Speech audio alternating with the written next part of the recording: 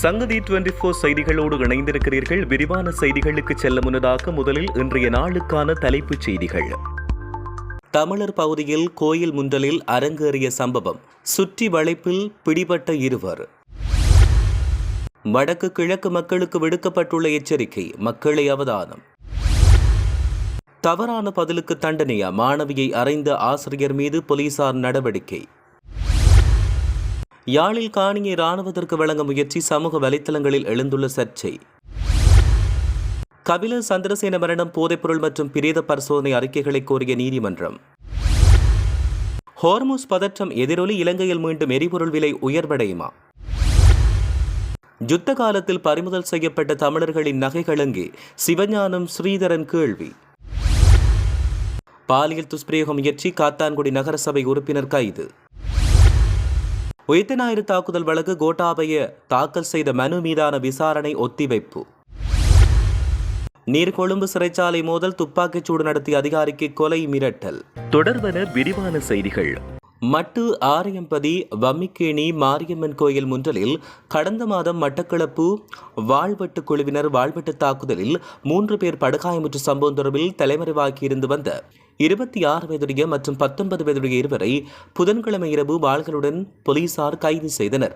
Batticaloa rowdy குழு என்ற பெயரில் இயங்கி வரும் வாழ்வெட்டு குழு கடந்த மாதம் 29ஆம் தேதி வம்மிக்கேணி மாரியம்மன் ஆலயம் ஒன்றில் ரவுடி குழு ஒன்றின் மீது வாழ்வெட்டு தாக்குதல் மேற்கொண்டதில் 3 பேர் படுகாயமுற்ற நிலையில் மட்டு போதனா வைத்தியசாலையில் அனுமதிக்கப்பட்டனர். தாக்குதல் நடத்தியவர்கள் தப்பியோடி தலைமறைவாகியுள்ளதாக தெரிவிக்கப்பட்டுள்ளது. மேலும் இருவரை போலீசார் கைது செய்ததோடு 3 வாள்களையும் மீட்டுள்ளதாக தெரிவிக்கப்பட்டுள்ளது. இதில் கைது செய்யப்பட்டவர் மட்டக்களப்பு ரவுடி வாழ்வெட்டு குழுவைச் சேர்ந்த 26 வயதுடைய அலியாஸ் மாச்சி என்று அழைக்கப்படும் செல்வநகரை சேர்ந்த மதுஷன் மற்றும் செல்வநகரைச் சேர்ந்த 19 வயதுடைய இளைஞன் என்றும் தெரிவிக்கப்பட்டுள்ளமை குறிப்பிடத்தக்கது. இவர்கள் இந்த பகுதியில் மோட்டார் சைக்கிளில் வாள்களுடன் வலம் வந்து பொதுமக்களை அச்சுறுத்தி வந்ததோடு போதைப்பொருள் கடத்தலில் ஈடுபட்டு வந்ததாகவும் பலர் மீது வாழ்வெட்டு தாக்குதல் மேற்கொண்டு வந்ததாகவும் தெரிவிக்கப்படுகின்றமை குறிப்பிடத்தக்கது.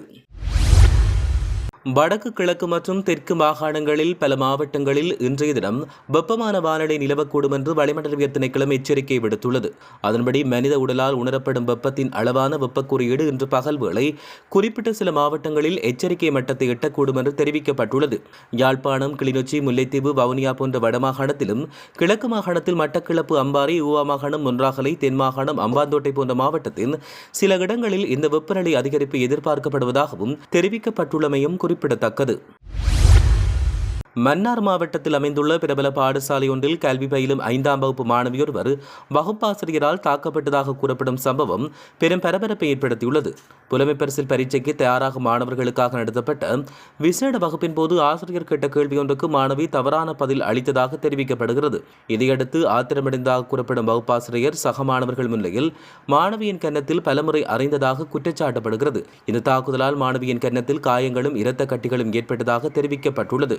மேலும் இது தொடர்பாக தெரிவிக்கப்படுகையில் உடனடியாக மாணவியை பெற்றோர் மாவட்ட பொது வைத்தியசாலைக்கு அழைத்துச் சென்றனர். அங்கு அவர் அனுமதிக்கப்பட்டு தொடர்ந்து சிகிச்சை பெற்று வருவதாகவும் அவரது உடல்நிலை மருத்துவர்களின் கண்காணிப்பில் உள்ளதாகவும் தெரிவிக்கப்படுகின்றமை குறிப்பிடத்தக்கது. மாணவியை தாக்கியதாக கூறப்படும் ஆசிரியைக்கு எதிராக உரிய சட்ட நடவடிக்கை எடுக்க வேண்டும் என்று கோரி சம்பவம் தொடர்பில் போலீஸ் நிலையத்தில் முறைப்பாடு பதிவு செய்யப்பட்டுள்ளதாக தெரிவிக்கப்படுகின்றமையும் குறிப்பிடத்தக்கது. யாழ்ப்பாணத்தில் தனியார் காணி ஒன்றை இராணுவத்திற்கு வழங்குவதற்கு ஒருவர் முன்வந்ததாக வெளியான தகவல் சமூக வலைதளங்களில் பரவியுள்ள நிலையில் அந்த காணொலியை தொடர்ந்து பெரும் சர்ச்சை ஏற்படுத்தப்பட்டுள்ளது. குறித்த நபர் தனது காணியை இராணுவ பயன்பாட்டுக்கு வழங்க முன்வந்ததாக தெரிவிக்கப்படும் நிலையில் இதற்கு எதிராக அந்த பகுதி மக்கள் மற்றும் சமூக ஆர்வலர்கள் எதிர்ப்புகளை வெளியிட்டனர். நீண்ட காலம் காணி உரிமை தொடர்பான பல்வேறு பிரச்சினைகளை எதிர்கொண்டு வருகின்ற நிலையில் இவ்வாறான ஒரு சம்பவம் இடம்பெற்றுள்ளமை கவலைக்குரியதென்றும் கருத்து தெரிவித்து வருகின்றனர். இந்த விவகாரம் தொடர்பாக நாடாளுமன்ற உறுப்பினர் கஜேந்திரகுமார் உள்ளிட்ட சில அரசியல் பிரதிநிதிகள் தமது எதிர்ப்பை வெளியிட்டனர். காணி வசதியின்றி பல குடும்பங்கள் சிரமங்களை எதிர்கொண்டு வரும் சூழலில் இந்த முடிவுகள் எடுக்க வேண்டாம் என்றும் அவர்கள் கோரிக்கை விடுத்துள்ளதாக தெரிவிக்கப்படுகிறது.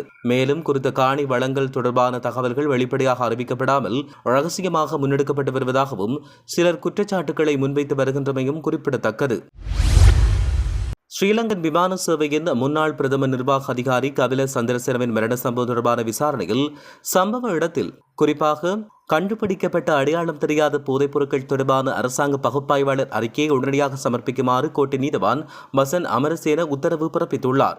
இதற்கமைய குறித்த அறிக்கையை விரைவில் நீதிமன்றத்துக்கு சமர்ப்பிக்குமாறு கோரி அரசாங்கத்துக்கு பகுப்பாய்வாளருக்கு விசேட நினைவூட்டல் கடிதம் அனுப்ப நீதவான் நடவடிக்கை எடுத்துள்ளார். முன்னாள் கிரிக்கெட் வீரர் அரவிந்த் டி சில்வாவின் வீட்டில் உள்ள அறையொன்றில் கண்டுபிடிக்கப்பட்ட அடையாளம் தெரியாத போதைப் பொருட்கள் தொடர்பான பகுப்பாய்வு அறிக்கையும் இதுவரை கிடைக்கப்பெறவில்லை என்று கொழும்பு குற்றப்பிரிவு அதிகாரிகள் நீதிமன்றத்தில் தெரிவித்தனர். இந்த விடயங்களை கருத்தில் கொண்ட பின்னர் குறித்த அறிக்கைகளை விரைவில் சமர்ப்பிக்க நடவடிக்கை எடுக்குமாறு நீதவான் உத்தரவு பிறப்பித்துள்ளதாக தெரிய வருகிறது. அமெரிக்கா மற்றும் ஈரான் இடையே அதிகரித்து வரும் பதற்ற நிலை காரணமாக உலகின் முக்கிய எண்ணெய் கப்பல் போக்குவரத்து பாதையில் ஒன்றான ஹார்முஸ் நீரிணையில் கப்பல் போக்குவரத்து பாதிக்கப்பட்டுள்ளது. இந்த நிலைமை உலகளாவிய கச்சா எண்ணெய் விநியோகத்தில் தாக்கத்தை ஏற்படுத்தக்கூடும் என்று தெரிவிக்கப்படுகிறது.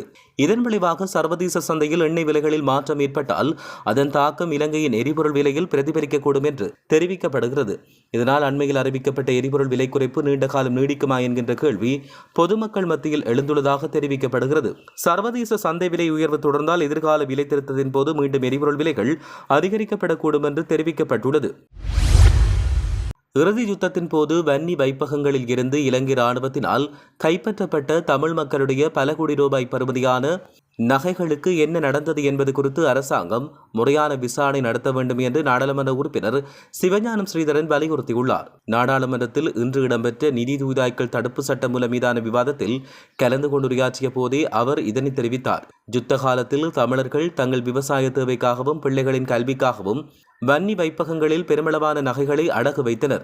இறுதி யுத்தத்தின் போது இந்த நகைகள் அடங்கிய கொள்கலங்களை தற்போதைய பாதுகாப்பு செயலாளர் கோட்டாபய ராஜபக்சவின் உத்தரவின் பேரில் ராணுவத்தினர் பொறுப்பேற்றதாக பீல்டு மார்ஷல் சரத் பொன்சேகா பலமுறை பகிரங்கமாக ஒப்புக்கொண்டுள்ளார் என்று நாடாளுமன்ற உறுப்பினர் சிவஞானம் ஸ்ரீதரன் மேலும் தெரிவித்துள்ளார். ஐக்கிய மக்கள் சக்தி சார்பில் தேசிய பட்டியலூடாக காத்தான்குடி நகரசபைக்கு நியமிக்கப்பட்ட உறுப்பினர் ஒருவர் பாலியல் துஷ்பிரயோக முயற்சி குற்றச்சாட்டில் காத்தான்குடி போலீசாரால் கைது செய்யப்பட்டுள்ளார். காத்தான்குடி கடற்கரை பகுதியில் அமைந்துள்ள தமது சொந்தமான சுற்றுலா பயணிகள் விடுதியில் பணியாற்றி வந்த 21 வயதுடைய பெண்ணொருவரை பாலியல் துஷ்பிரயோகம் செய்ய முயன்றதாக இவர் மீது குற்றம் சுமத்தப்பட்டுள்ளது. சம்பவம் தொடர்பாக பாதிக்கப்பட்ட பெண் காத்தான்குடி போலீஸ் நிலையத்தின் சிறுவர் மற்றும் மகளிர் பிரிவில் முறைப்பாடு செய்துள்ளார். இதையடுத்து விசாரணைக்காக அழைக்கப்பட்ட குறித்த நகரசபை உறுப்பினரை ஆரம்பகட்ட விசாரணையின் பின்னர் போலீசார் கைது செய்தனர். சம்பவம் தொடர்பான மேலதிக விசாரணைகளை காத்தான்குடி போலீசார் மேற்கொண்டு வருவதாக தெரிவிக்கப்படுகின்றமையும் இங்கே குறிப்பிடத்தக்கது. உயிர்த்த ஞாயிறு பயங்கரவாத தாக்குதல் தொடர்பான விசாரணைகளில் இருந்து தாம் கைது செய்யப்படுவதை தடுத்து உத்தரவிடக் கோரி முன்னாள் ஜனாதிபதி கோட்டாபய ராஜபக்ஷ தாக்கல் செய்த எழுத்தாணை மனு மீதான மேலதிக விசாரணைகள் ஒத்திவைக்கப்பட்டுள்ளன. குறித்த மனு மீதான விசாரணை எதிர்வரும் 23ஆம் தேதி வரை ஒத்திவைக்க மேன்முறையீட்டு நீதிமன்றம் உத்தரவிட்டுள்ளது. மேன்முறையீட்டு நீதிமன்றத்தின் தலைவர் நீதியரசர் ரோஹந்த அபேசூரிய மற்றும் நீதியரசர் சரத் திசாநாயக் ஆகியோர் அடங்கிய அமர்வு முன்னிலையில் இந்த மனு இன்று 4வது நாளாக விசாரணைக்கு எடுத்துக் கொள்ளப்பட்டது. இன்றைய தினம் மனு விசாரணைக்கு எடுத்துக் கொள்ளப்பட்ட போது பிரதிவாதிகள் சார்பில் முன்றியார் பிரதி மன்றாடியார் நாயகம் சுகர்ஜி கேரத் விடயங்கள் தொடர்பில் மேலதிக சமர்ப்பணங்களை முன்வைத்தார். இதனைத் தொடர்ந்து குறித்த மனு மீதான மேலதிக விசாரணைகளை எதிர்வரும் 23ஆம் தேதி வரை ஒத்திவைப்பதாக நீதிமன்றம் அறிவித்துள்ளது. நீர்கொழும்பு சிறைச்சாலையில் ஏற்பட்ட மோதலின் போது கைதிகள் சிறைவாசலை உடைத்துக் கொண்டு வெளியே தப்பிச் செல்வதை தடுக்க துப்பாக்கி பிரயோகம் நடத்திய சிறைச்சாலை அதிகாரிக்கு கலவரத்தில் ஈடுபட்ட கைதிகள் மரண அச்சுறுத்தல் விடுத்துள்ளதாக தெரிய வருகிறது. உன்னை எங்காவது கண்டால் கொன்று விடுவோம், வெளியே மாட்டும் போது உன்னை விடமாட்டோம், கொன்று விடுவோம் என்றும் அவர்கள் மிரட்டல் விடுத்துள்ளனர். குறித்த அதிகாரி டெங்கு காய்ச்சலால் பாதிக்கப்பட்டு சிகிச்சை பெற்று வந்த நிலையில் அன்று ஏற்பட்ட அவசர நிலையை கருத்தில் கொண்டு கடமைக்கு சமூகம் அளித்ததாக தெரிவிக்கப்படுகிறது. இதேவேளை அவரின் பாதுகாப்புக்காக சிறைச்சாலைகள் திணைக்களம் தற்போது தேவையான அனைத்து நடவடிக்கைகளையும் மேற்கொண்டுள்ளது. இதேவேளை நீர்கொழும்பு சிறைச்சாலை மோதலை முன்னின்று வழிநடத்தியதாக கூறப்படும் கட்டுவெல்லேகம சுரேஷ் என்பவரை அவர் தற்போது அடைக்கப்பட்டுள்ள சிறைச்சாலையில் உள்ள ஏனைய கைதிகள் குழுவினர் கொடூரமாக தாக்கியுள்ளனர். இந்த தாக்குதலின் காரணமாக அவருக்கு சரியாக நடக்கக்கூட முடியாத நிலை ஏற்பட்டுள்ளதாக சிறைச்சாலை வட்டாரங்கள் தெரிவிக்கின்றன.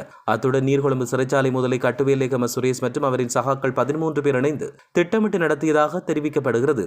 அவர்களில் ரொக்கி எனப்படும் கைதி அடங்குவதோடு அவர் சுரேஷுடன் இணைந்து முழு மோதலையும் வழிநடத்தி பின்னர் மறைந்திருந்தார். மோதல் முடிவுற்ற பின்னர் தனக்கு இதில் எவ்வித தொடர்பும் இல்லாதது போல் நடித்து சிறைச்சாலை அதிகாரிகளுடன் இணைந்து ஏனைய கைதிகளுக்கு உணவு மற்றும் பானங்களை விநியோகிக்கும் பணியில் ஈடுபட்டிருந்தார்.